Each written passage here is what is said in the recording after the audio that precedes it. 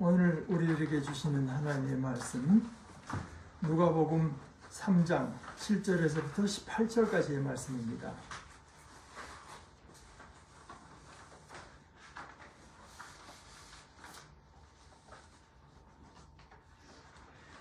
요한은 자기에게 세례를 받으러 나오는 무리에게 말하였다. 독사의 자식들아, 누가 너희에게 닥쳐올 진노를 피하라고 일러주더냐? 회개에 알맞는 열매를 맺어라. 너희는 속으로 아브라함은 우리의 조상이다 하고 말하지 말아라. 내가 너희에게 말한다. 하나님께서는 이 돌들로도 아브라함의 자녀를 만드실 수 있다. 도끼를 이미 나무 뿌리에 갖다 놓으셨다. 그러므로 좋은 열매를 맺지 않는 나무는 다 찍어서 불 속에 던지신다. 무리가 요한에게 물었다. 그러면 우리는 무엇을 해야 합니까? 요한이 그들에게 대답하였다. 속옷을 2벌 가진 사람은 없는 사람에게 나누어 주고 먹을 것을 가진 사람도 그렇게 하여라. 세리들도 세례를 받으러 와서 그에게 물었다. 선생님, 우리는 무엇을 해야 하겠습니까? 요한은 그들에게 대답하였다. 너희들에게 정해준 것보다 더 받지 말아라. 또 군인들도 그에게 물었다. 그러면 우리들은 무엇을 해야 하겠습니까? 요한이 그들에게 대답하였다. 아무에게도 협박하여 억지로 빼앗거나 거짓 고소를 하여 빼앗거나 속여서 빼앗지 말고 너희의 봉급으로 만족하게 여겨라. 백성이 그리스도를 고대하고 있던 터에 모두들 마음속으로 요한에 대하여 생각하기를 그가 그리스도가 아닐까 하였다. 그래서 요한은 모든 사람에게 대답하였다. 나는 여러분에게 물로 세례를 주지만 나보다 더 능력 있는 분이 오실 터인데 나는 그의 신발끈을 풀어드릴 자격도 없소. 그는 여러분에게 성령과 불로 세례를 주실 것이요. 그는 자기의 타작마당을 깨끗이 하려고 손에 키를 들었으니 알곡은 곳간에 모아드리고 쭉정이는 꺼지지 않는 불에 태우실 것이요. 요한은 그 밖에도 많은 일을 권면하면서 백성에게 기쁜 소식을 전하였다. 하나님의 말씀입니다. 하나님 감사합니다.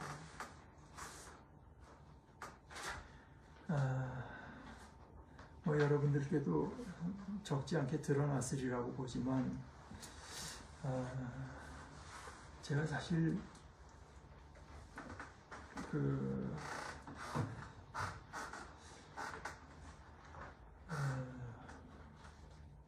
제가 책 사 모으고 하는 거 참 좋아하는데 읽은 건 별로 없습니다. 근데 여전히 그래도 책 사 모으는 거 참 좋아해요. 근데 우선은 이제 제가 게을러서 공부를 소홀히 하는 것도 있지만 또 그것과 더불어서 어느 정도 나이가 되니까 얼마 지나서 다 잊어먹을 거는 읽고 싶지가 않아요. 사실은 어디 가서 몇 달 기억에 남았다가 어디 가서 읽은 당장 어디 가서 아는 척하고 써먹기 좋은데 막상 저 스스로에게 크게 양분이 되고 도움이 될 것 같지 않은 거는 그냥 점점 더 멀리하게 되는 그런 게 있어서. 근데 그중 이제 별로 읽은 게 없는 것 가운데도 이제 두고두고 저한테 참 생각이 나는 책 중에 하나가 소위 요즘에 많이 우리나라에서도 사람들이 관심을 가지게 되면서 이 양자역학이라고 하는 것이 이제 태동화된 시기에 그 천재 물리학자 중에 하나였던 하이젠버그라고 하는 사람이 이제 자기 학생 때일서부터 그 뒤에 그때 그 대가 중에 대가였던 덴마크의 닐스 보어나 이런 사람이랑 하고 셀비지라고 하는 데서 노벨상 받은 물리학자들이 잔뜩 모였던 이야기 이런 걸 참 흥미진진하게 읽은 책이 이제 부분과 전체라고 하는 책이 있는데 이게 지금도 그 구체적인 내용은 제가 잘 이해를 못하는 데가 많은데요. 그런데 그 책이 오래전에 고려대학교 교수였던 김용준 박사, 함석헌 씨를 보좌하던 분인데 그분이 이제 번역해서 나온 그걸 제가 읽었는데 그분이 마지막에 이 책 제목이 왜 부분과 전체일까? 이제 나름대로 왜냐면 책 내용은 안 나오거든요. 그래서 저도 그 책에 뭐 이런 저런 부분 참 인상 깊게 읽은 데가 있는데 제일 두고두고 남는 것이 그 책 제목입니다. 부분과 전체. 이 부분과 전체의 관계가 뭐냐? 이건 뭐 아주 그저 한마디로 유식하게 말하면 변증법적인 관계에 있다 이렇게 말을 할 수가 있겠는데 예를 들어서 슈바이처 같은 분이 아프리카의 작은 마을로 가서 평생을 거기서 이제 지닌 것이 뭐 그 마을에만 관심이 있어서 간 것은 아니겠죠. 그분은 뭐 뛰어난 신학자였고 오르가니스트였고 그러나 하나님의 나라에 대한 거대한 어떤 생각이 있어도 내 삶은 극히 작은 부분 내가 할 수 있고 할 것은 부분으로 마음을 정하고 가서 이제 그러니까 부분에서 일을 하지만 전체를 생각하는 뭐 이런 것.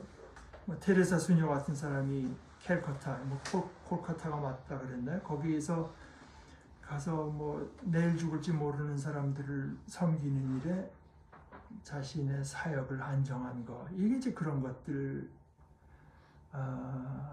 인데 그거는 그 사람들이 그렇게 구체적이고 작은 일에 자신의 사역을 정한 것은 결국 전체이신 하나님을 믿기 때문에 그럴 수 있었고 그랬다고 저는 해석하고 있습니다.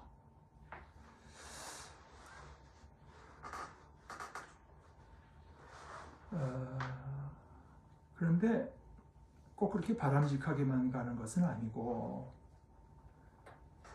인간의 우리 속에 끊임없는 악의 충동이 있고 우리가 거기에 끊임없이 걸려 넘어지는 것이 사실이라고 저는 믿고 그럴 때 제일 악용되는 것 중에 하나가 부분과 전체 같아요.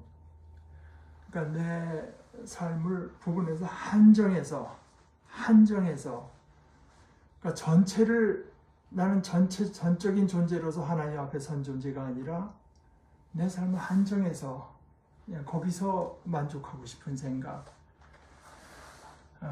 지난주에도 말씀드렸고 요번 주를 지내면서 제 마음속에 더 드는 생각이 뭐 이번에 탄핵 집회하는데 무슨 극단 그분들이 크리스마스 캐롤 메들리를 하는 거 보니까 참 너무나 흥이 나고 좋은데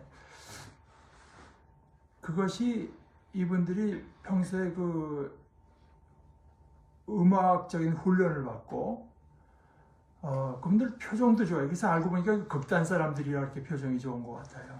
근데 그래서 자신이 전하려는 것을 전달하는 그 전달력이 참 놀랍고 그런데 그것이 지난주에 제가 공자의 말을 갖고 한 것처럼 큰 하나님의 또 덕, 그 다음에 공자는 인이라고 했지만 우린 사랑이라고 봐야 되겠죠.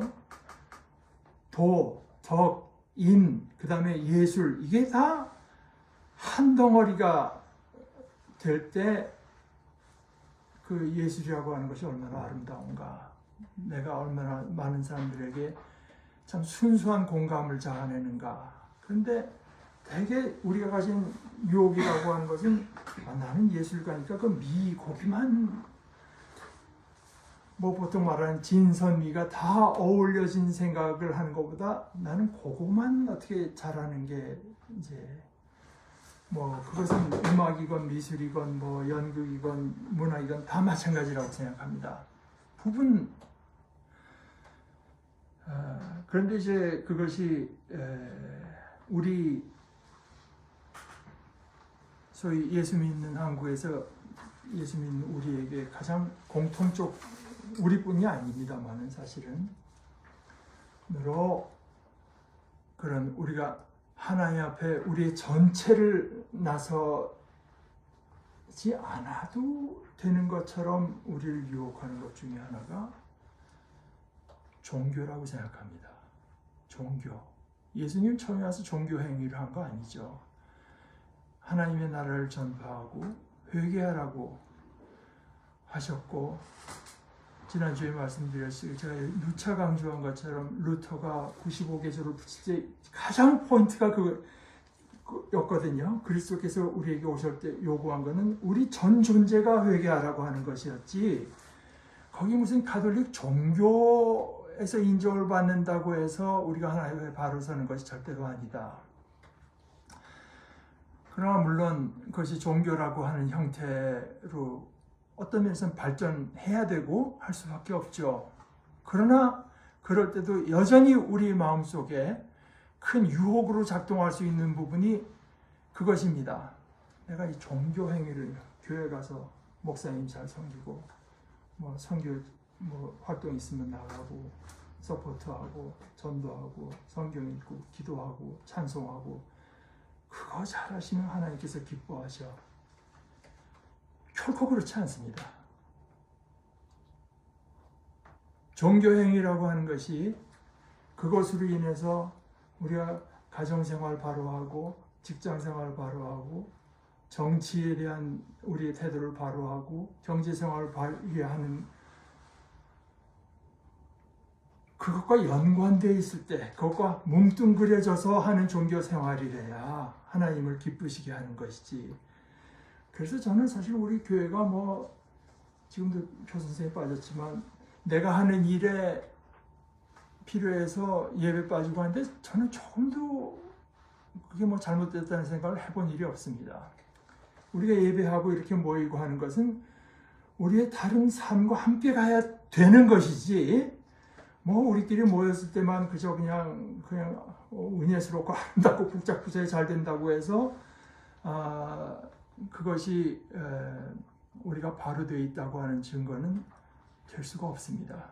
그런데 그 유혹은 엄청나게 강하고, 제가 자라나면서 제가 받은 바로는 그 유혹이 가장 강한 곳이 교회 아닙니다. 그것도 심지어 목사님들의 설교를 통해서 그런 경우가 종종 있습니다. 그런데 이제 오늘 예를 들어서 맨 마지막 절에 이렇게 말했죠. 요한은 그 밖에도 많은 일을 권면하면서 백성에게 기쁜 소식을 전하였다. 그런데 전하였다라는 그 동사가 이제 소위 문법적으로 imperfect라고 해서 계속 전하곤 했다, 반복해서 전했다는 뜻입니다. 한 번 전했다고 하는 것이 아니라, 그러니까 많은 일을 권면했으니까 계속 그렇게 했다는 거 아니겠습니까? 이게 뭘 말한 걸까? 18절은 바로 우선 자연스럽게는 그 앞에 15절에서 17절까지의 내용을 생각할 수 있습니다. 백성이 다 메시아가 오리라 고대하고 있을 때 요한이 얼마나 참 엄청난 카리스마를 보였는지 저 사람이 메시아가 아닌가 생각할 때 그가 이제 사람들에게 말하죠. 그 사람이 말을 한 것은 자기하고는 비교할 수 없는 카리스마와 힘을 가진 분이 오시는데 내 사역은 물로 세례를 주는 것, 그러니까 어떤 실체를 그냥 상징하는 그저 사역일 따름이고, 그분은 그 실체를 우리들에게 베푸시는 분이다, 이렇게 말씀했고, 그것이 이제 기쁜 소식이라고 할 수 있죠. 또 하나 얘기한 것은 그분께서는 심판을 베푸신다. 보통 사람이 말을 할 때 앞에 말보단 뒤에 말에 더 강조가 있다고 생각을 하면은 그는 그가 알곡은 곳간에 모아두리고 쭉정이는 꺼지지 않는 불에 태우실 것이다. 그러니까 이제 오늘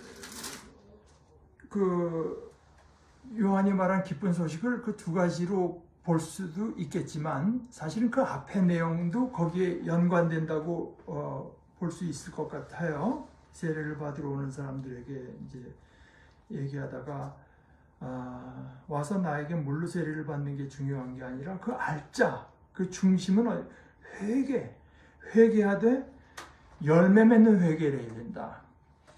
회개가 뭐 세례를 받는 것보다도 더 중요한 것이니 많지, 그 회개가 진짜 회개를 해야 된다. 근데 진짜 회개라고 하는 것이 어떻게 드러나는가? 회개 열매가 있어야 된다. 그렇게만 말을 하는 것이 아니라 그 이야기의 뒤쪽, 그 좋은 열매, 회개의 열매를 맺지 않는 나무는 그 중에 대개 견뎌낼 나무가 별로 없다가 아니라 다 찍어서, 아까 그렇게 얘기했죠. 그러므로 좋은 열매를 맺지 않는 나무는 다 찍어서 불 속에 던지신다.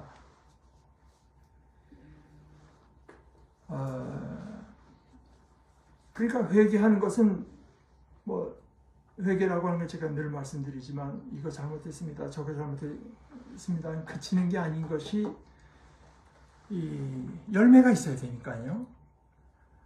우리의 마음과 생각이 이제는 내가 어떻게 해서 내가 편안히 살고 내 삶을 확보해 보겠다는 걸 버리고 하나님께 온전히 의지하고 하나님을 기뻐하는 쪽으로 돌아서는 것입니다. 그런 표를 너희 삶에서 보여라. 그것이 회개이기 때문에 회개했다면 당연히 그 모습이 있어야 된다. 그것이 없으면 그건 가짜다, 그 뜻이죠. 이게 사실은 요한의 회개, 요한의 메시지가 이러니까 참 사람들에게 엄청난 이제 충격을 줬겠죠. 근데 이렇게 살펴보면은 이건 요한의 메시지만은 아니고 예수님도 이제 그 같은 내용을 말씀을 하시죠. 예를 들어서 뭐 대표적으로 요한복음 15장 보게 되면은 이제 포도나무의 비유를 말씀하시면서 내게 달려 있으라 이렇게 말씀하시잖아요. 그런데 나는 포도나무요 너희는 가지이다. 사람이 내 안에 머물러 있고 내가 그 안에 머물러 있으면 그는 많은 열매를 맺는다. 너희는 나를 떠나서는 아무것도 할 수 없다.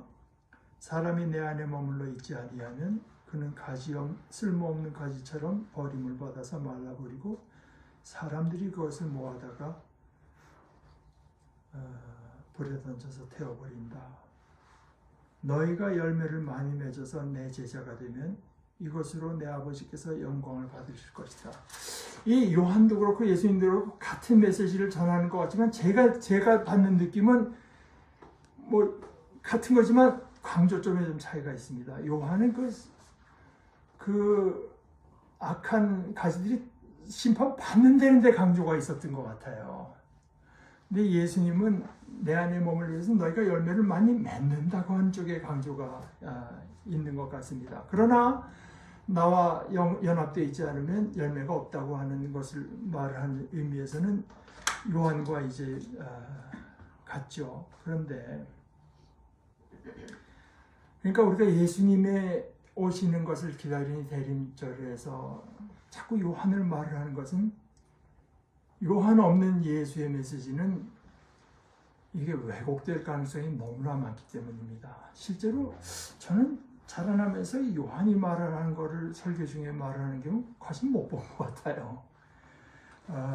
속옷을 2벌 가진 사람은 없는 사람에게 나누어 주라. 먹을 것에도 그게 해당된다. 먹을 거 먹는데 내가 돈이 있으니까 이거보다 조금 더 맛있는 거 뭐 그런 거 자꾸 찾을 생각하지 말고 먹을 거 없는 사람을 살펴라. 그게 회개에 너의 마음이 돌아섰다는 증표가 된다. 세리들도 우리는 뭘 해야 되겠습니까? 너에게 정해준 것보다 더 받지 말라. 군인들도 묻습니다. 그러면 우리들은 뭘 해야 되겠습니까? 참 군인들은 용기가 있어야 되는 사람인데 제 마지막까지 눈치를 보다가 이렇게 한국에서 보는 군인들하고 좀 비슷한 데가 있는 것 같아요. 요한이 그들에게 대답하였다. 아무에게도 협박하여 억지로 빼앗거나 거짓 고소, 이건 군인보다는 지금 군도 하죠. 지금 박정훈 대령 고소했잖아요. 거짓 고소를 해서 빼앗거나 속여서 빼앗지 말고 너희의 봉급으로 만족하게 여기라. 직업윤리를 말하는 거죠. 직업윤리. 근데 still 직업윤리고 사회윤리라고 할 수 있지만 아직까지도 개인윤리에 그치고 있습니다. 그러나 돌아가신 박창호 목사님 말씀하신 것처럼 교회는 잘하거든요. 벌써 2000년 전, 몇백 년 전에 하든 못하든 생각을 교회는 합니다. 하나님께서 하시는 일입니다. 우리는 이제 개인만 이해해서는 결코 하나님 앞에 온전히 설 수 없다. 내가 하는 행동이 사회적인 어떻게 영향을 끼치는가를 우리가 알 수 있고, 우리가 전체로서 하나님 앞에 서려면 당연히 그 생각을 해야 된다 하는 것을 우리는 점점 많이 알게 됐는데, 우리뿐만이 아니라 이미 요한이 오기 몇백 년 전에 예언자들이 의 모습에서 우리는 그걸 보게 됩니다. 그러니까 제 생각엔 그래요. 사도 바울이건 지금 요한이건 이분들은 예수께서 오시는 너무나 엄청난 사건에 압도되어서, 그리고 그것을 전하는 것을 하나님께, 그것도 작은 부분으로서 맡은 거기 때문에 이제 그것만을 신약 성경에는 그것이 주로 강조되어서 나타나지만, 그렇다고 해서 결코 예언서들의 말씀을 우리가 무시해도 된다는 것은 결코 아닙니다. 아모스 4장 1절에서 3절 사이에 아모스가 이런 말을 합니다. 사마리아 언덕에 사는 너희 바산의 암소들아. 이게 잘 나가는 고위층의 부인들을 말한 겁니다. 이 말을 들어라. 가난한 사람들을 억압하고 빈궁한 사람들을 짓밟는 자들아. 저희 남편들에게 마실 술을 가져오라고 조르는 자들아. 그러니까 이 여자분들이 저희 남편한테 가서 없는 것들 쥐어짜 이런 말 안 합니다. 우리 집이 좀 좋아. 뭐 이런 식으로 말을 하죠. 그럼 남편은 알아듣고 가서 가난한 사람들 쥐어짜입니다. 술이 이거밖에 없어? 그 정도로 아니 내가 조금 더 좋은 술 마시, 난 그 말 했을 따릅니다. 그런데 아모스가 보기에는 그 속에 죄악이 있습니다. 너희가 가난한 사람들을 쥐어짜고 있다. 그것이 아모스 4장의 내용 아니겠습니까? 가난한 사람들을 억압하고 빈궁한 사람들을 짓밟는 자들아, 저희 남편들에게 마실 술을 가져오라고 조르는, 이 두 가지가 떨어진 게 아닙니다. 자기 남편들에게 마실 술을 가져오라고 함으로써 가난한 사람들을 억압하고 빈궁한 사람들을 짓밟는 것입니다. 미가서 2장 1절에서 3절 사이에 미가 선지자의 이야기는 그렇습니다. 악한 궁리나 하는 자들, 잠자리에 누워서도 음모를 꾸미는 자들은 망한다. 그들은 권력을 쥐었다고 해서 날이 새자마자 음모대로 해치우고 마는 자들이다. 탐나는 밭을 빼앗고 탐나는 집을 제 것으로 만든다. 집 임자를 속여서 집을 빼앗고 주인에게 딸린 사람들과 유산으로 받은 밭을 제 것으로 만든다. 근데 그 사람들이 그렇게 하는데요. 인간 사회는 연대되어 있어서 그 사람들만 벌을 받는 게 아닙니다.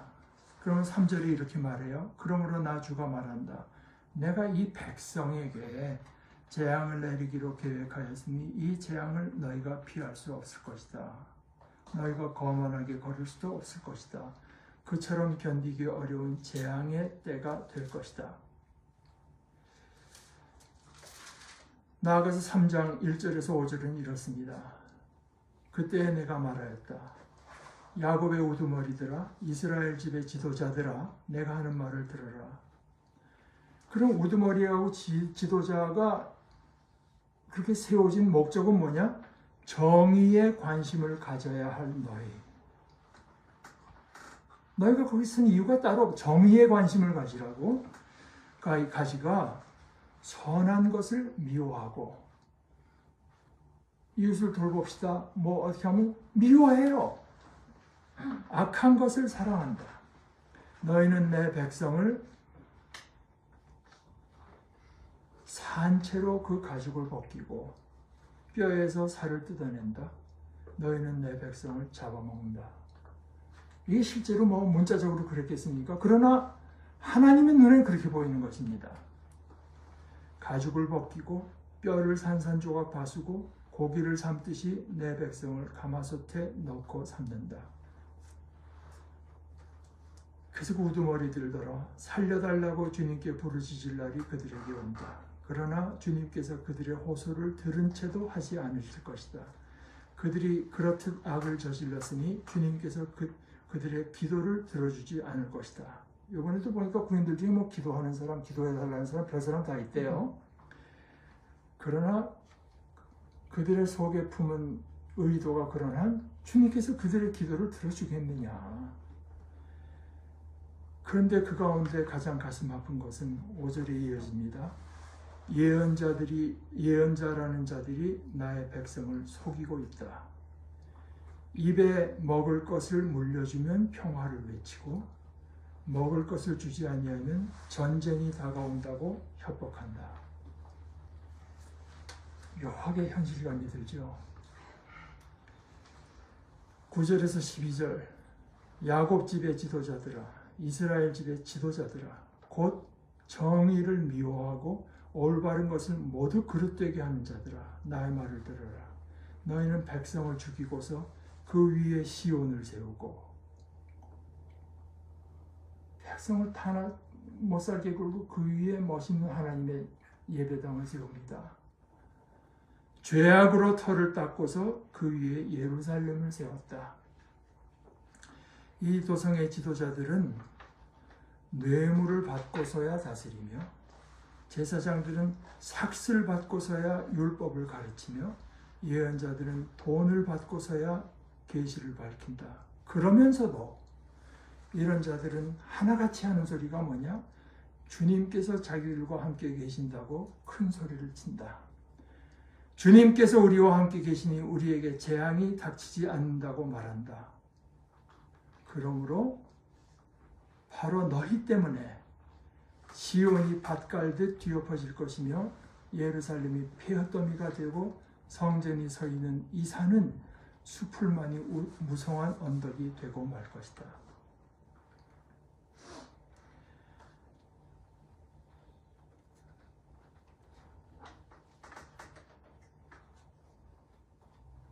우리는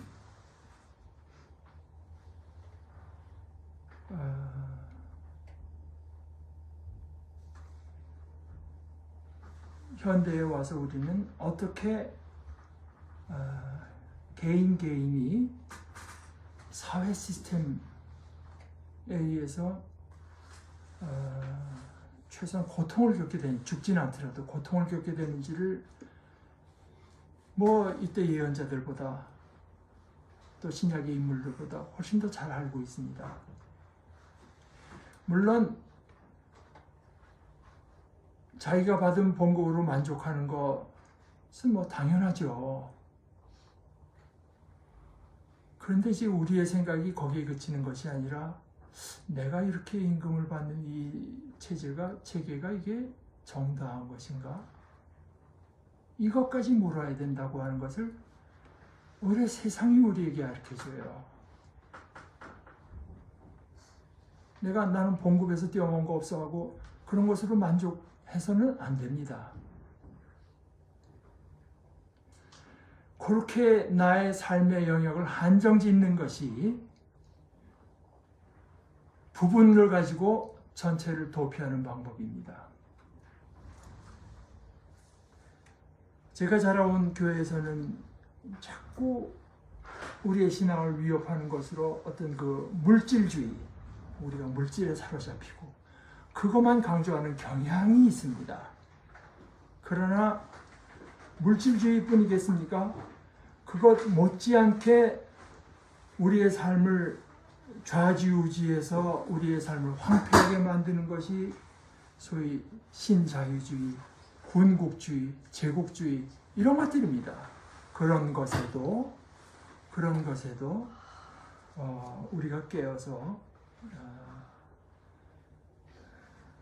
우리의 태도를 가다듬을 필요가 있죠. 제가 지난주에도 얘기하고 여러 번 얘기한 것처럼 C.S. 루이스가 얘기한 것처럼 실제로 젊은 아이들을 의미 없는 전쟁에 내보내고 뭐 하는 이런 나쁜 짓은 소수의 사람에 의해서 저질러진다. 그런데 이 많은 그 나라의 국민들의 의식이 자라면 그런 나쁜 짓을 하기가 그만큼 더 어려워진다. 그걸 뒤집어서 말하면 무슨 뜻이겠습니까?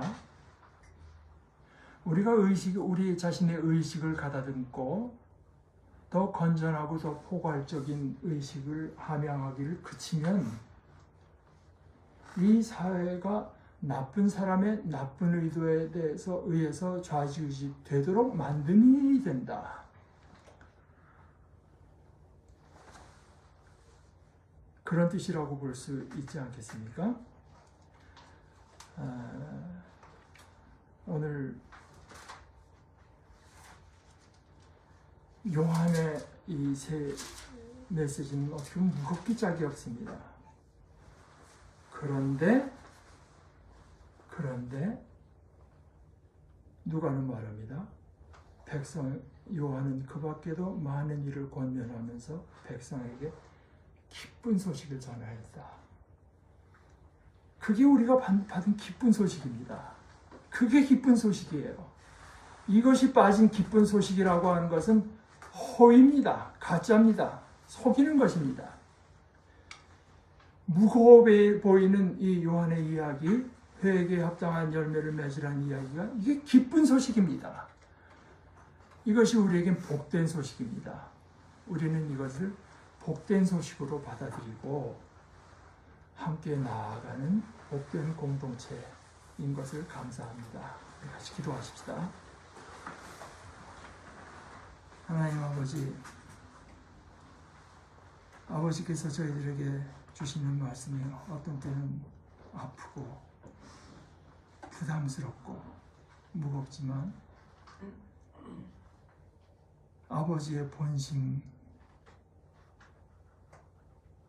저희들에게 참된 생명과 참된 복을 주시기 위한 것인 것을 저희들 깨달아 알게 하시니 감사합니다. 그러나 이 아버지께서 주시는 참된 말씀을 회피하고자 하는 어리석음과 죄악된 마음이 저희 속에 늘 있습니다. 주님 저희를 불쌍히 여겨주셔서 저희들에게 권능을 베푸사 저희가 참된 생명의 길에 서게 하시옵소서. 예수님의 이름으로 기도합니다.